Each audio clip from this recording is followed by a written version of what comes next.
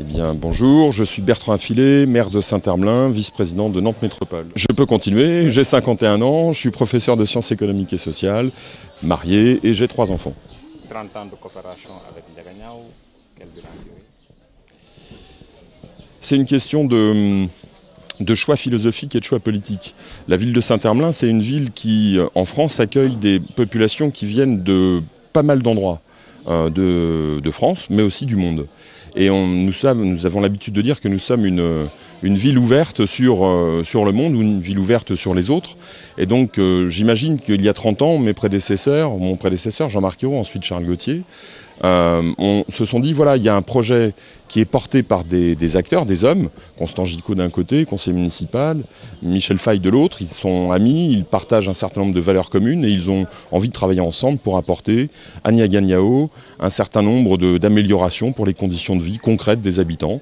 Et donc ce qui était vrai il y a 30 ans est peut-être un petit peu moins vrai aujourd'hui parce qu'il y a quand même quelques résultats concrets, précis, mais il reste à faire et donc tant qu'il restera à faire, Ndiaga Niao peut compter sur Saint-Herblain. Donc, de nouveaux projets à accompagner pour Ndiaga Niao? Oui, je crois qu'il y a de nouveaux projets. On s'est occupé de l'hydraulique, de ce qu'on appelle nous la distribution d'eau.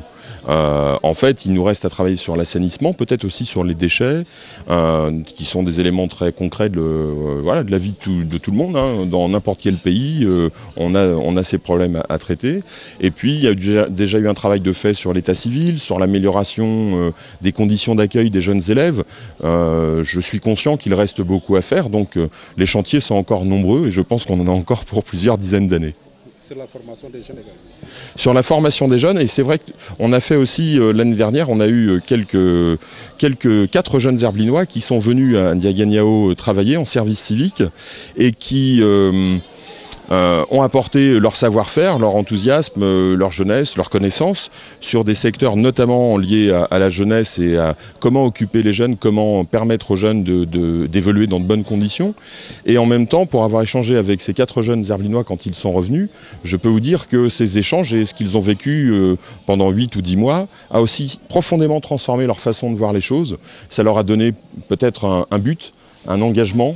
Et certains, en tout cas, enfin les 4, je crois, ont repris une formation, alors qu'ils étaient un peu en rupture de formation eux-mêmes, ont repris une formation pour essayer d'aller en fait davantage au service des autres.